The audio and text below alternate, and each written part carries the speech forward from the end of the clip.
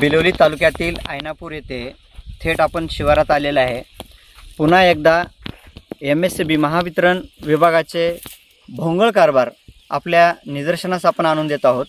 या ठिकाणी मागील 8 ते 15 दिवसापासून लाईटची व्यवस्थित सप्लाय नसल्यामुळे, केबल जळाल्यामुळे या शेतकऱ्यांचे पीक हाकनाक वाळून जात आहे।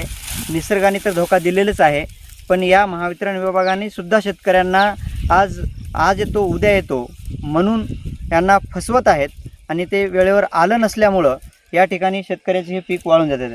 आपण थेट शेतकऱ्यांशी संवाद साधूया की हा प्रकार आणि MSCB वाल्याचं काय चूक आहे हे त्यांना आपण विचारूया।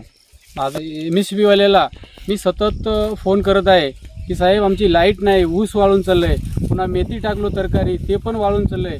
तरी त्यांनी इंजिनियर साहेबाला फोन केलं की लाईनमॅनला बोलावं। लाईनमॅनला फोन केलं तर मी 9 वाजता येतो, 9 वाजता आल्याच्या नंतर 11 वाजलेत, आता ऊन व्हायला आता येत नाही, उद्या करतो। आणि असं या निष्काळजीमुळं आमचं पिकाचं नुकसान व्हायला, एकतर त्याच्यावरच जीवन आहे, ते जर गेल्यानंतर निसर्ग बी साथ देणार नाही तरी आम्ही करावं काय आणि खावावं काय। आणि एकतर त्या डीपीची दुर्दैवा अशी आहे, आमच्याकडे केबल नाही गेलं तरी आम्ही केबल सतत आणून घेतलो। फीज बदलायला जरी झालं तरी तेही आम्ही तिथून लोड शेडिंग बंद करून देतो, तुम्ही टाकून घ्या। जर एखादी शेतकरी जाऊन जर तिथं चिटकला तर त्याची जबाबदारी कोण आहे? इंजिनियरला किती वेळेस मी फोन केलो तरी त्यांनी मला काही, तुम्ही फक्त लाईनमॅनला बोला, फक्त लाईनमॅनला बोला। आणि आम्ही डीपीसाठी पैसे भरलो होतो सेपरेट डीपीसाठी, तरी आम्हाला ते चेक बाउन्स झालेले चेक दिलेत, तरी अजून त्या चेकाचा आम्ही विचारपूस करायला गेलो तर अजून नाही आले। असं का बाबा, शेतकऱ्याला तुम्ही असं का फसवणूक करायला? आमची हेच वारंवार सांगणं हेच आहे। म्हणून आज मी इथं मीडियाला याला जाग्याला स्पॉटला बोलवलो की खरंच गड्या त्या शासनाला कळावं की शेतकऱ्याची काय अन्याय आहे। शेतकरी एक दाना टाकते, 1000 दाना पिकवते, जर शेतकरी जर नाही पिकवलं तर ह्यांनी काय खातील? एवढं तरी शासनाला कळावं की शेतकऱ्यासाठी काहीतरी थोडं तरी निर्णय घ्यावं।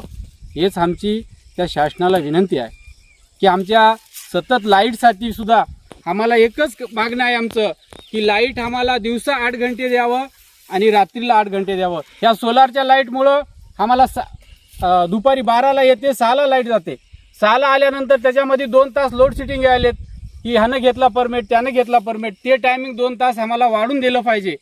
नाहीतर आम्ही त्या तहसीलच्या समोर या लाईट्स MSCB संदर्भामध्ये आम्ही उपोषणाला सुद्धा बसायची आमची तयारी आहे। या ठिकाणी आपण पाहताय शेतकऱ्यांची जे खंत आहे की वेळेवर येत नसल्यामुळं, कारण या पिकाचं काही कालावधी असते, त्या काळातच त्यांना पाणी देणं गरजेचं असते। या काळात जर महावितरण विभागाने जर लक्ष नाही दिलं तर खरंच हे पीक वाळून जाते आणि अथोनात शेतकऱ्यांचं नुकसान होते।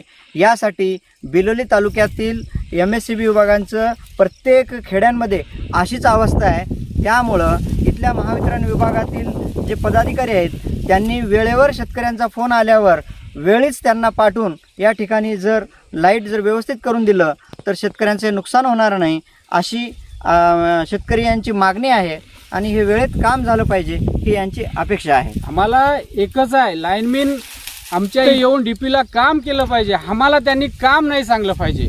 आम्हाला म्हणतात तुम्ही झाडं तोडावं, तुमच्या झाड लाईनचं काम आहे तुम्ही बघावं, ह्यांचं काम आम्हाला असं सांगतात।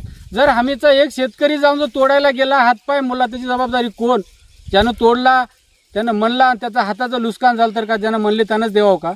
डीपीला जर शासन आहे का शेतकरी आहे? आम्हाला एवढंच त्यांना विनंती करून सांगायचं आहे, जरी त्यांच्यानं होत नसेल तर आम्हाला सांगावं, आम्हाला कळवावं, आम्ही पुढचा पाऊल उचलायला आम्ही खंबीरपणाने तयार आहोत। आणि नाही लाईन व्यवस्थित तर येणाऱ्या या महिन्यामध्ये आम्ही तहसील समोर आम्ही उपोषणाला बसणार।